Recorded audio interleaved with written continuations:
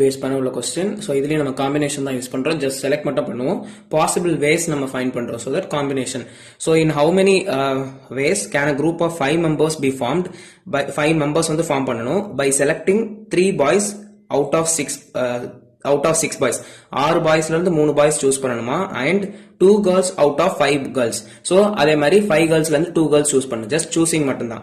அப்போ நமக்கு என்னது ப்ராபபிலிட்டி வந்து ஈவன் பை டோட்டல். நமக்கு இங்க வேஸ் மட்டும் தான் ஃபைண்ட் பண்ணிருக்காங்க. காம்பினேஷன் மட்டும் சால்வ் பண்ணா போதும். காம்பினேஷனோட formula n factorial divide by n minus R the whole factorial into R factorial.